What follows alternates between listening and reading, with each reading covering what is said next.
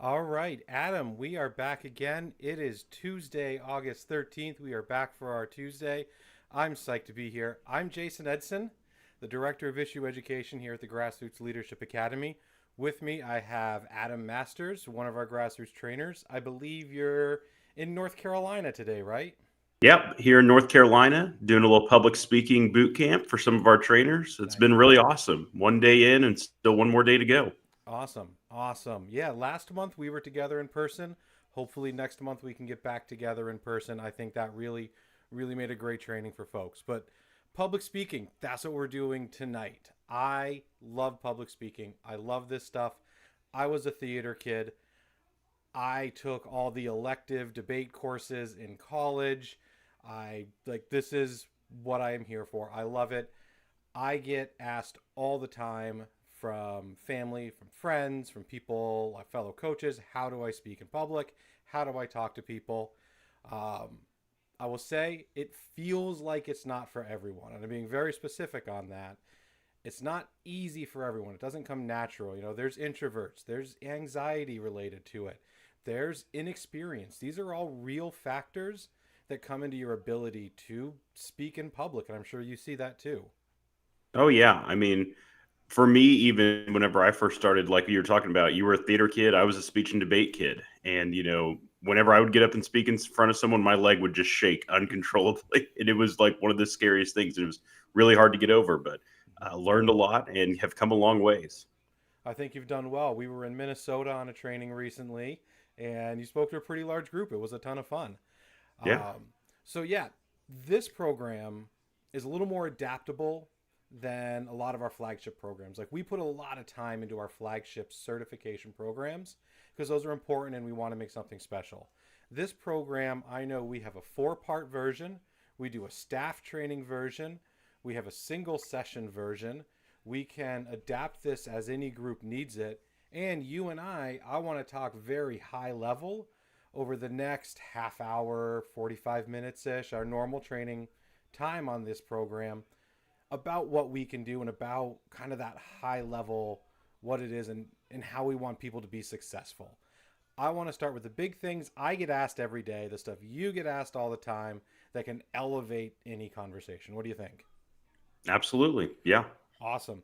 Feel free, everybody, put in the comments if you've struggled with this, if this is something you have to do all the time, what you look at, what you see on a daily basis, and how that affects you.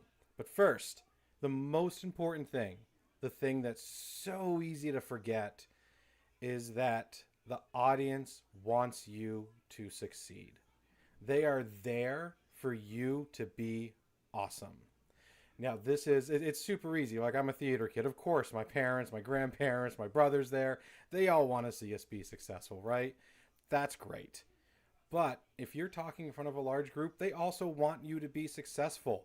When you're there and you're in front, they want to learn from you. They sat down to hear from you. They're on your side. I don't make the joke about imagine them wearing something, imagine everyone has any of those. But I say they want you to be successful. They want you to be good. Do you have anything related to that? Yeah, I think one of the things is, they came there to listen to you, right? Or they came to get something out of that presentation that you're giving. And so, there's almost like a transaction, like you're trying to give them information and they're trying to give you support as you present to them, right? And that's where, you go into they are cheering for you. They want to get something out of it. No one shows up to a public speaking event or shows up to learn something. They're like, oh man, I really hope this guy bombs right now, right? I mean, Right. for the most part, by and large, people want you to succeed. Right. And I think you see the same thing if you're going to like a city council meeting as well. It's not just when you're giving a speech or highlighting something. If you're going to city council, if you're testifying in front of Congress, at least half the room wants you to do well. We see this all the time in state legislatures. I taught this course. I wish I still had this picture. We did a public speaking seminar with folks, and we had a book, and we had them write their story, write their high points, write what they wanted to talk about, and they used that book to then, not as a crutch, which we'll talk about later, but as a jumping off point to be able to be successful.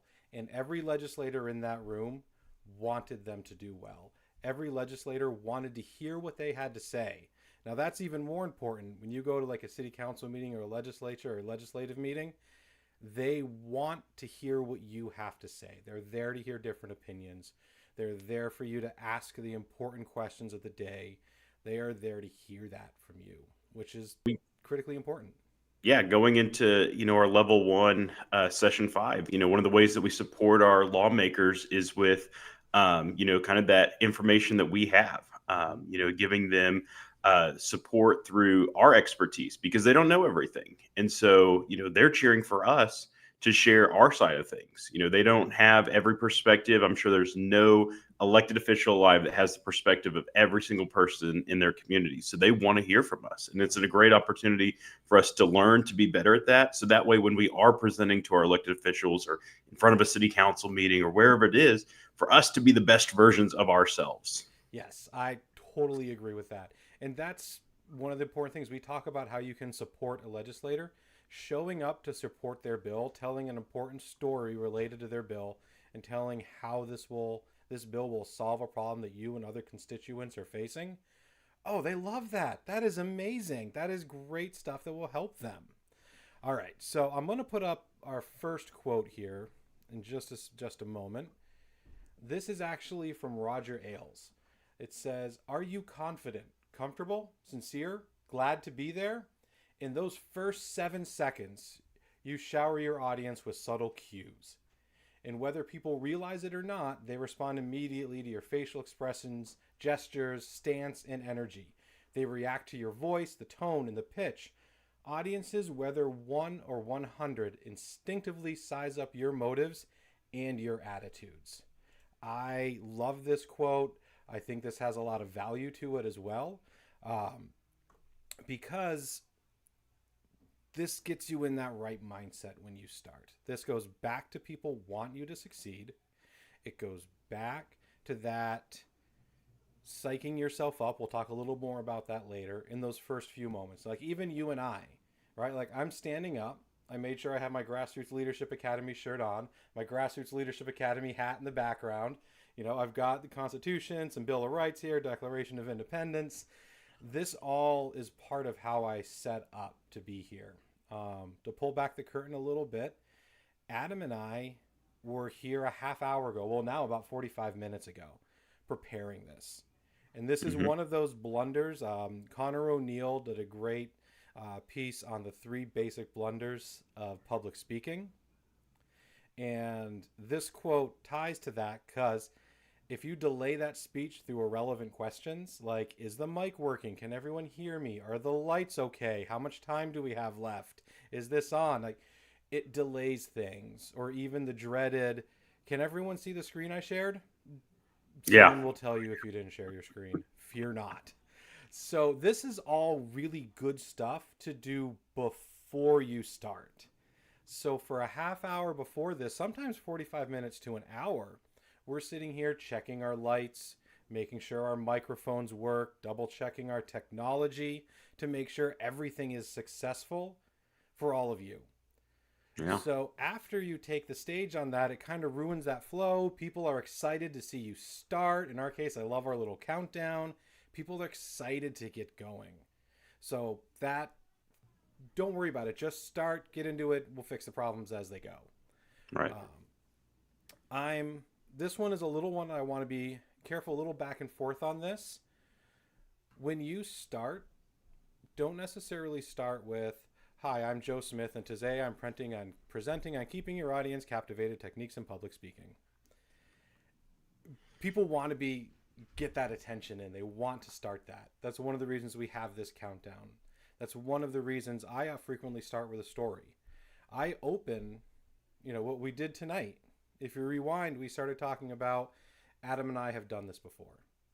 It's great to see Adam again. Wish we were in person. But I'm a theater kid. Adam was in speech and debate. These connections form bonds with your audience, and these people that already want you to succeed are now like, "Oh wow, I get this person. I understand this person better." Yeah, one of the things that I really, tried to instill whenever I was coaching speech and debate whenever I was, talking to folks is, people immediately decide whether they want to listen to you or not within like the first, like, what, 7 seconds maybe. And so you have to have some type of attention getting device, get up there, bring the energy, say something really off the wall sometimes. I joke that, I walked into a room one time and I had no idea what I was going to say. And I knew it was a group that had a really tough road ahead of them. And I was like, I don't drink water. I get IVs. And suddenly everyone's like, what is he talking about right now? He doesn't drink water. He gets IVs. I say, it's like the worst thing that I have to do. I hate it. But, and then we talked about how they could go and make a difference in their community, even though it was something that was tough, right? They didn't like to do it. Knocking doors is never fun, but it was kind of a way that I tied back to what I was speaking about. And nothing was worse growing up, than having some high schooler, that I was coaching say, good afternoon, everyone. My name is Joe Smith, and I'm talking to you guys about the future of blah, blah, blah here in America. And you're like, okay, well, I don't really care. But it was always the young kids that came in with a story, with something inspiring, with something that grabbed you, captivated the audience. That's what made a huge difference. And that set them worlds apart, right? Suddenly we're cheering for them. We want to hear more, and we're excited for the presentation that they're giving. Exactly. Just come in, start on that high note. We only have a certain amount of time. I know TED Talks try to hit that 18-minute mark, and no more. YouTube really incentivizes videos to be 8 to 10 minutes or 17 to 23 minutes. Those are their two big windows. That might change in the near future, so update if you're watching this later. But those are kind of where we're getting programmed to listen. So if you use 2 minutes on is the mic working, am I doing this, how am I doing, how am I standing, then that just takes away that initial energy and it leaves you less time to talk about what you need to talk about. So we got the questions at the start, the stating your name, the purpose, this and that. This one I'm going to get some feedback on. This not everybody agrees with me. I see it all the time. I'm going to throw it out there. This is from folks that do this a lot better than I do. This is folks that have more experience than I do and my own personal experience as well. When you force the awkward questions, when you walk up and go, how are we doing today, freedom fighters? And I'm going to step back from the microphone. Whoa, we can do better than that. How are we doing? Oh, man, Adam, those kill me. Or like, are we ready? Are we ready to get started? Oh, those kill me. Those kill me, Adam. I mean, maybe that works at a sporting event, Yes. being an Oklahoma guy, someone yells boomer and everybody yells Sooner back and then Right. can't hear you boomer. But boy, when you're in front of a group, it's like, how's everybody doing? It's just dead quiet. They're like, I can't hear you. It's like, yeah, no kidding. You can't hear me. Yeah, it's like, are we ready to go? It's like, of course we're ready. We wouldn't be sitting here staring at you if we weren't ready. Yeah. Like, dive right in. Take that second. And I think what a lot of this comes from, and I've talked to people who do this every single time they give a talk, every single time they have to give a speech. They say, that's how I shake off my nerves. I'm like, okay, well, let's get a new skill that we can do beforehand. Something you can do those 30 seconds before you walk out on that stage. So when you walk out on that stage, you are your most authentic self when you come out and start talking. And now I don't want people to take this and say, well, this is just how I am. This is kind of my field. Like, authenticity is so important. Social media success today is all about authenticity. Everything we see. So be your authentic self. Don't try to be the person you're not. If you're not the person who's like, I can't hear you, don't try. If you're not someone who can launch into a 2-minute story immediately, great, let's figure something else out. That's the point of these courses, is to get you to a place where you're comfortable, where you're effective in the time that you have. All Yeah, right. I mean, Yeah. I was just going to say, even with our own trainers that we've had over, the past day and then even last week, it's not like there's some tried and true method for the way that you start. Some of them start off a little bit differently. Some of them go right into a story. Some of them, bring a whole lot of energy at the beginning. It's really about who you are and what works for you, right? And how you can best use your skill set to make a difference and connect with the audience. Yeah. All right. So in just a moment, we're going to do the 3 ways that work for a lot of people on how to start a presentation. But we're about 15 minutes in, and one thing I want to talk about right now is our schedule. The folks that have been with us since spring and all through the summer, I want to thank you all. It's amazing. We really appreciate it. Tons of people view this afterwards. I love leaving them up and seeing the numbers tick up as we go.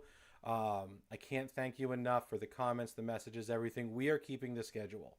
Second Tuesday of the month, 7 p.m. We are here. We are going to do this. It's going to be one of these high level. Let's get you some value, some real skills, and then tell you about the bigger stuff that we can do with this. Mondays, first Monday, third Monday, we have our Insight to Action series and our Grassroots series. We are still going. We're working on tabling your elevator speech. I love it. That's a very key function to being able to just strike up that conversation and talk about what your passion is. We are keeping going on those. We're working on something for that fourth week of the month. So Adam, we go first and third, then we have second Tuesday, nothing the fourth week of the month. I'm not able to say it yet, but we're going to get there with something. And we're starting up something new as well. We're actually kind of bringing this back a little bit. So over COVID, we did the first 6 months of 2020, starting in March, we did over 850 trainings virtually from the Grassroots Leadership Academy. We only had 48 hours. Myself and another one of our trainers, Leanne, had 48 hours before we could convert a training that we had to give. These people needed to take action. This was something that was important, had been building up. That's all the time we had. And we did it. And we gave it 6 times in the first couple weeks. I did tons of trainings. You know, healthcare is my passion. It's my specialty. I talked a lot about healthcare and what's going on in the world right now with COVID and from a Grassroots Leadership Academy perspective. So we're getting back to that. There has been a huge demand and a huge ask for more in-depth programming online from the Grassroots Leadership Academy. Those that have done our in-person trainings know we use breakout groups. We lean on the intelligence, the history, and the skills of the room to be successful, and we want everybody to communicate with each other. So we're bringing that back, and our first one will be the Foundations of Freedom series. It is it'll be 4 to 5 parts, depending on what we settle with. It is an amazing program. We've used it now for about 3 years. We've trained people all over the country with this program. I'm super excited about that. So we're going to be getting more about that. You will be hearing more about that. I could talk for another half hour about it. That's not fair to everybody who's here to talk about public speaking, though. So getting back, 3 good ways to start a presentation.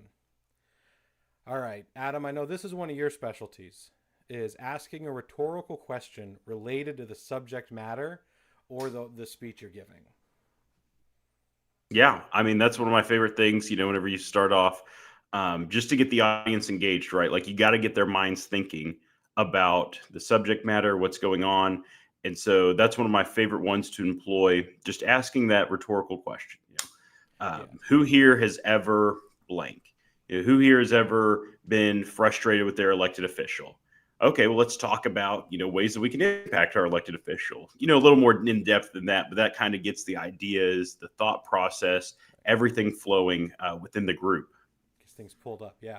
Now this one you just talked about is providing a memorable or provocative fact that kind of relates to it. It's like if we're talking about going door knocking, opening with, I don't drink water, is great. We're door knocking in 80, 90 degree weather all over the country, 100, 120 degree weather in some places. And I'm going to get comments from Florida in that one of 90. That's easy. Yeah. And so bring that up, that captures people's attentions. I don't drink water. Oh, okay. So when are you going to pass out? The third one, and this is something we're both experts at, is sharing a story. I open with a story just about every time. Like I said, I do a lot of work in healthcare. I was a first responder for over 20 years at this point. Still have my paramedic. Um, I use stories from that, from my personal experiences, to start that and say, like, here's what happened, here's why it happened, and here's the problem. Or the story of how we changed a law to make things better for everybody, and here's how we can do it again. To start those stories. And that's another training we do, storytelling. And we can do it as part of this program. So if we're starting from zero with a group, we can start with storytelling to prepare your story. And then we can build. If your group, we've worked together, we've got a bunch of level 1, level 2 graduates, we've got certified mobilizers, certified advocates. Well, let's take all that and make it into a framework of public speaking. All right. We've done this a little bit already. Let's talk about some crutches. Um, we all have them. It Yep. happens to everybody. Some are verbal, some are physical. But what they do is they hurt our ability to convey our message.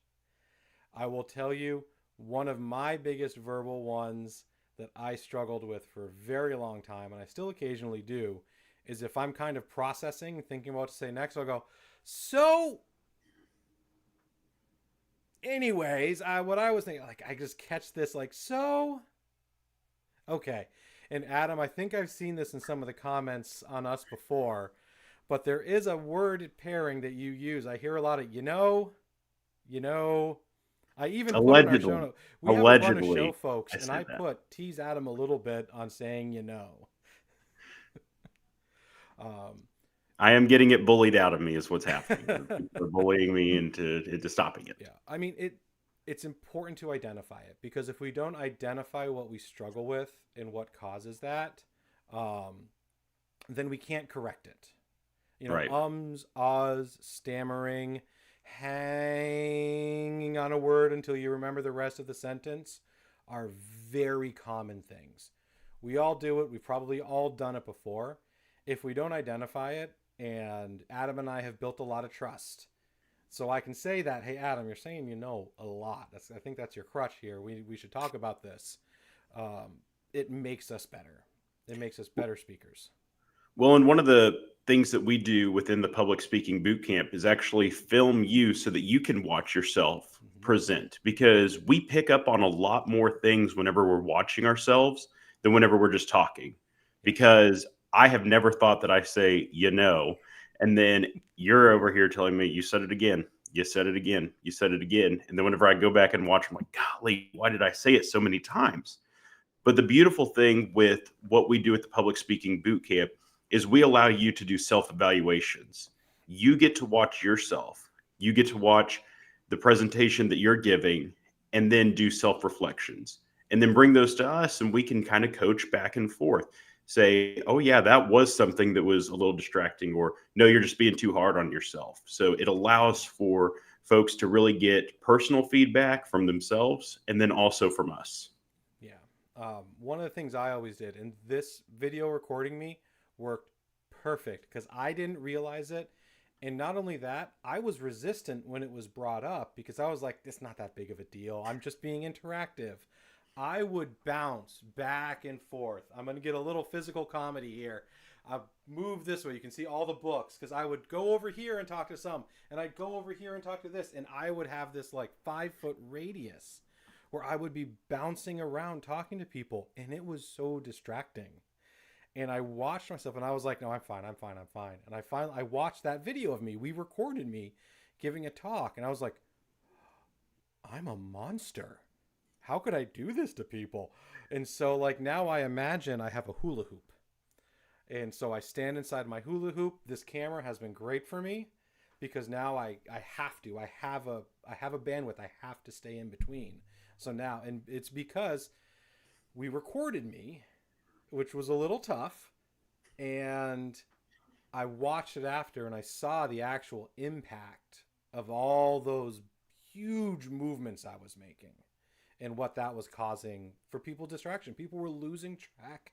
People were losing track of what I was trying to say and couldn't process because I was moving around so much.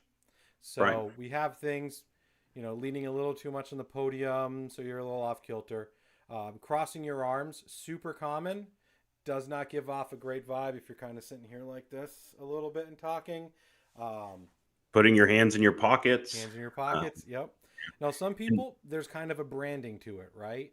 right. I know some people kind of have the thoughtful look and the thoughtful talk, a little cross their arms. That's okay. That's their branding. It's kind of a thing they do. But be careful that this isn't a physical crutch that you're leaning on. Something Right. that you're using when you get nervous, don't know the next thing you're going to say, need to refer to your notes. How do you push and make yourself more confident, right? Yeah, and this is something that, my colleague Mike Sylvester that we do the public speaking boot camp with all over the place really talks about is moving with purpose. It's okay to move around. It's okay to pace a little bit. It's okay to reach your arm over here or cross your arms or maybe lean on the podium as long as there's purpose to it. And we Mm. have one colleague that always would lean on the podium whenever he'd share a quote. It was kind of like a mental cue. There was a purpose to it. I But like now, if that. he'd have just been standing up there the whole time, we're like, oh man, he is just lazy, right? Right, But it's right. all about having purpose. And that's something that you'll learn within the public speaking boot camp is how to be more purposeful with your actions, with your words, power stance, stuff like that, that can take your public speaking from really good or decent to great. Exactly. Exactly. That's great. So something to practice. We all have cameras on our cell phones. We all have supercomputers in our pockets. Grab your computer, grab your cell phone, video yourself if you got something coming up. Which leads me into one thing that it is critically important to practice. To practice, practice. Athletes train, actors rehearse, philosophers study, speakers practice. There's another quote I want to give here. So Meryl Streep is famous for using this quote a lot, and it's from, I'm going to mispronounce the last name, Rudolf Nureyev. When I miss a rehearsal for one day, I know it. When I miss a rehearsal for 2 days, my teacher knows it. When I miss a rehearsal for 3 days, the audience knows it. So, like I said, what we did, we didn't just come in today and draw all this up today. This Right. is something that's been nearly a month of preparation because this Tuesday thing, this is important to us. This is important to GLA, and it is important to the people who watch this. Um, so we practice this. These are trainings that I've given for years, that I've updated, adapted, that we've worked on a lot. So we practice this and practice it yourself. If you've got something important coming up, set up your cell phone, record yourself over and over again. Make it where you can't mess it up. Because if you're confident, if you know I'm going to talk about this, then this, then this, then this, and I'm out, you will have no verbal crutches. You will have no physical crutches. You will not have anything that will get in the way of what you want to say. Nothing comes without hard work and dedication. It's true. This is how that works. This is important. Yeah, this is one of the things that we allow folks to film themselves 4 times during the public speaking boot camp, maybe more if time allows, but at least 4 times. So that way they can practice and get better and get better. And one of the things that was mentioned today as we were going through this is one of the participants asked, hey, I feel like I notice things that I do differently, or I add stuff in, or I think, man, I should have, put that in. What do you guys say to that? Like saying the same thing over and over again. I say, you really start to understand what works for you, and you start to cut out the bad stuff, Yep. the verbal crutches, the ums, the ticks, the walking around, and you start to get down to a better presentation, a better speech, all of that because you're going over and over and over again. Yep. And you'll get a better speech out of it too. I know we're talking a lot about the physical, the affect of it. You will get a better talk. As I keep doing things, I bring stories in, I take stories out. Look, I have 3 boys. I am just full of dad jokes. I'm about 80% dad joke at this point. But a lot of my audiences aren't also 43-year-old men with 3 kids who would relate to that specifically. So I will take something out that doesn't relate to the audience and put something in that does relate to the audience.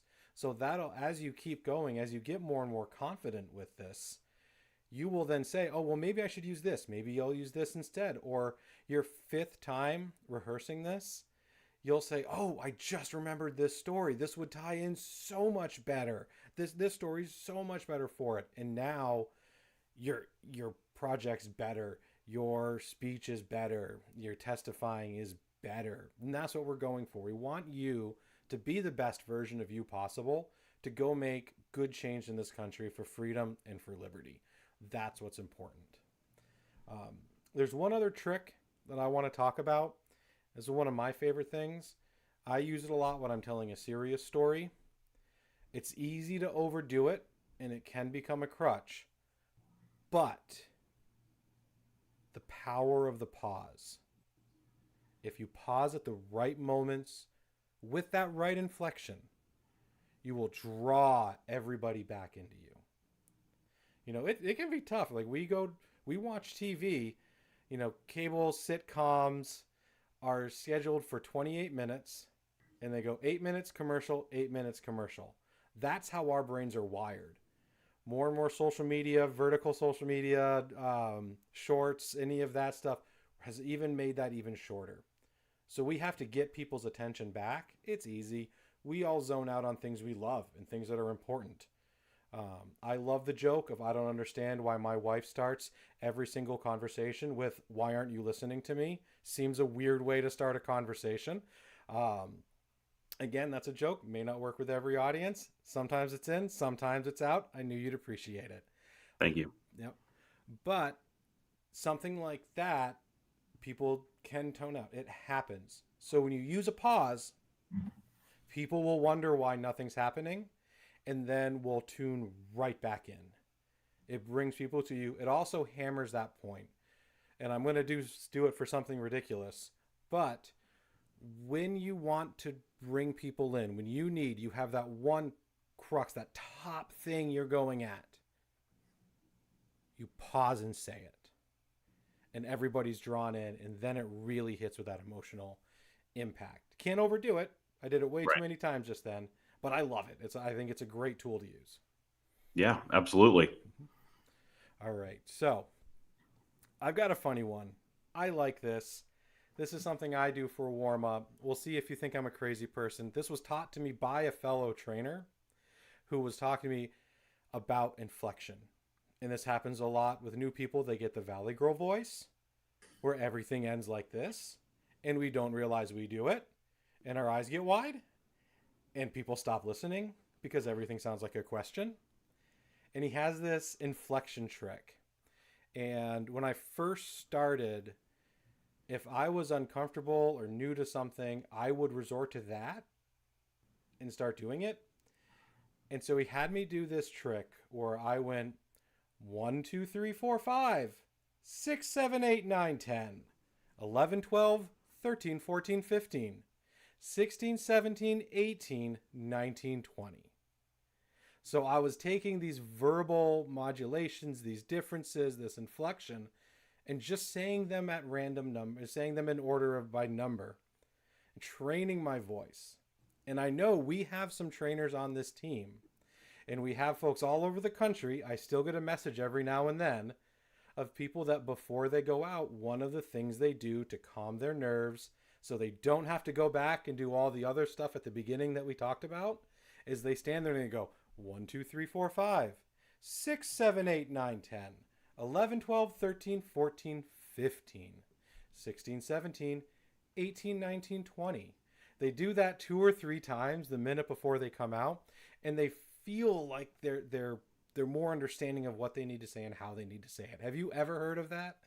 Yeah, I've seen a few people do it out on the road as we've gone out. I remember I was standing in the back of a room and the person that I was training with just walks away for a second. I was like, that was weird. And they came back in and they said, well, here's what I was doing. And they did excellent, right? They used that tool to their advantage. Yeah, it's a funky little tool. I think it's fun. I may have to cut this for a short for more people to have it later. Hmm. I love it. It settles people. I do that. I take a moment by myself beforehand. I'm saying, a lot of times people aren't there for me. People are there to learn something. People are here because the Grassroots Leadership Academy, for goodness, 10, 15 years now, we've been providing this service and we become trusted all across this country. They're here because they trust this organization to do the right thing. Um, and that moment, that kind of moment of humility, really makes me think that this isn't about me. This is about the people in this room. This is about the audience, and I need to do my best for the name on my shirt, and for the people who are going to take action after, right? Because this is what we're here for. We want everyone watching this to go make their community better, to make it freer and better, where a bias towards liberty prevails. That's what we're here for. Sorry, I'm going to get off my soapbox now. That was No, I was just about to get on mine if you wouldn't have gotten off of yours. all yours, buddy. Well, I was just going to say, in each of our GLA trainings, we talk about how we educate, we empower, and we motivate individuals. And I think that that's one of the biggest things that we bring to the table. And one of the best tools that we can provide is to educate, empower, and motivate individuals to go make that difference, right? It's not enough just to hear a really good speech. It's not enough just to see a really good presentation, but we want you walking out feeling empowered, feeling motivated that you can make a difference. And so with this public speaking boot camp that we offer all over the place, one of the things we mentioned at the beginning is we gauge where the room is. Mm-hmm. Every room is different. Every person has different skills. And the thing that I love about this training is whether you're a first time public speaker or it's your 50th, 100th, 200th time speaking, we like to push you where you're at. Maybe you feel like you're at a 2, and the best you can get to is a 4. Maybe you feel like you're at a 10 and we can push you to go be a 15. Yeah. Whatever it is, that's what I love about this, is because we assess the room, see where you're at, and then begin to push you to be better. This isn't that everyone's on the same playing field and we expect everyone to be some great public speaker in the future. It's that we want you to be more empowered and more motivated to speak, to make a difference, to go talk to your elected official, to have those conversations with your neighbors, to go present or testify in committee, whatever it is. We want to give you those skills so that you can make a difference in your community. Right. And the best place to go to check that out, glatraining.org. Yes, We have a sir. list of upcoming trainings. We have our book of trainings. I would say check our social media. We are on Instagram. We are, of course, here on YouTube. We are on Facebook. We are on X. You can hear us in all of those locations with all of that work. That is what we do. You can see where we are. Follow us on all the various social medias. See what we're doing out there. I think we just put up a whole bunch of different programs and different things we've done all over the country. We make ourselves better too. You're in North Carolina with a bunch of trainers right now, so our trainers can be better trainers. This is so important and so awesome to be able to do. Um, Yes. and one final thing before we call it a night. We talked a lot about the affect, the inflection, how you can present yourself. I want to leave 3 things kind of as a teaser, kind of on a hang off before we go. And that's some of our critical trainings that go into this. The human action model, where we will teach you to build a sense of unease, the vision of a better state, and the path to get there, how you get there. We will then also talk about the public narrative model, this story of self, your self story, the story of us, how we are impacted together, and the story of now, how today, how this moment is the moment that we need to be successful, and challenge choice outcome. This challenge choice outcome is the narrative of every good story that's ever been told. Every good movie uses challenge choice outcome. And we can use that when we're sharing our story, when we're speaking in public, when we're doing this. So those are the trainings that I will leave us off with, that are how we help make things for you. This is the mental models that we use when we train people. So again, Adam Masters, one of our grassroots trainers, can't thank you enough for being here tonight. Thank you for having me. I'm Jason Edson. I'm our Director of Issue Education. We're both with the Grassroots Leadership Academy. Sorry about that. Yes. And thank you. Thank you all again for coming, for watching this, for spending the time with us. One of our trainers, I believe Ron Bush, will be here next week. So Hmm. thank you. Thank you.